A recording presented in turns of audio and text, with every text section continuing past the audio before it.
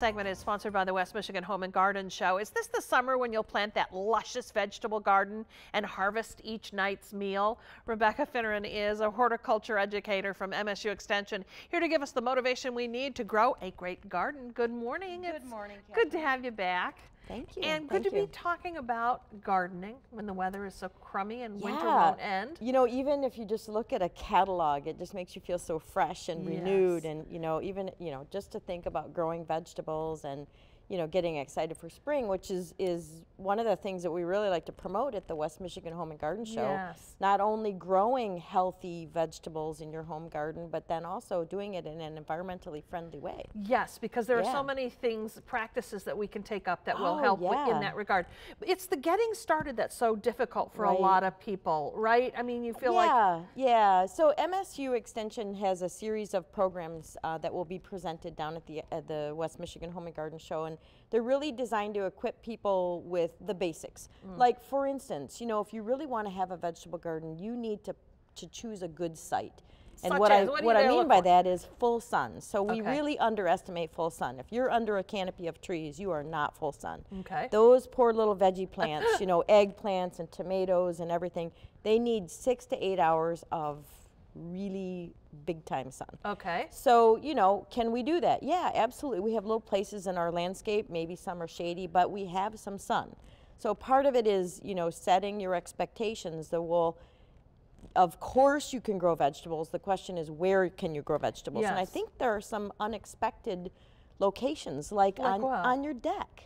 You know, True. like a lot of us have a big sunny deck. Yes. And, you know, you wouldn't really think that you could get a dwarf tomato or a little eggplant. And I have to tell you, herbs, you know, that's really the only place I grow my parsley and basil and stuff. It's right because I want it fresh. Yes. So I walk out the door, I'm headed to the grill, I'm grabbing the basil, and away Off you go. you go. And actually, I have a lot of shade. So that's the one sunny place where I can really grow vegetables and herbs and things Next like thing that. you So- want us to do is pay attention to the varieties, read the package, Exactly. You know, don't expect to vary from the rules, right? About Right. where things... And I think, you know, if you want to have a lush vegetable garden, think about the type of plants you want. So maybe you want to plant those great big cabbage and some vining. Let's say you want to grow pumpkins or squash, but here's a little baby squash. Look at, that's my hand. That squash is smaller than a grapefruit. Is that an acorn or what? It's a little butternut squash, but it's a yeah. personal butternut squash. Oh. So, you know, I think a lot of times we grow things and all of a sudden we have all these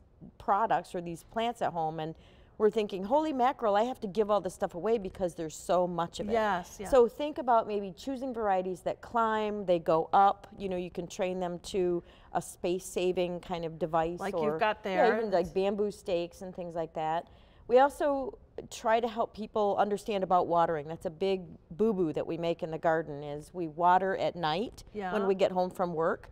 Or early in the morning when the foliage will stay damp for a long period of time. And vegetables are disease-ridden if we keep that foliage wet all the time. So we want to water at midday when the foliage is going to dry off quickly. Some people might say, well, that cuts me out. I'm at work. You know what I mean? Right. But you could also, you know, use a timer, or you could get trickle. You could create trickle irrigation. I have to tell you, that is so easy to do, to make your own. Yeah. So just get online and learn how to make trickle. Here's another great space-saving idea right here, is just making some raised beds.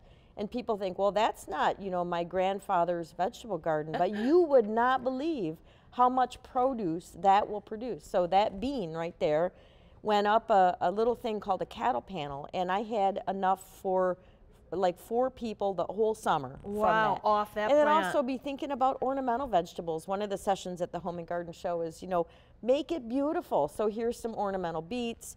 In the fall, people don't really think about, you know, dressing up their gardens with vegetables, but in the fall you can just stick in some pumpkins and things like that make it look good and make it beautiful. You should enjoy vegetable gardening. It's really for the whole family. Well, you can catch Rebecca sharing her smart gardening techniques during the West Michigan Home and Garden Show. It is starting on Thursday this week. It runs through Sunday. It's at DeVos Place in Grand Rapids. For tickets and showtimes, check out our website, 13onyourside.com. It's good to see you and talk about good things to come. Something's coming up.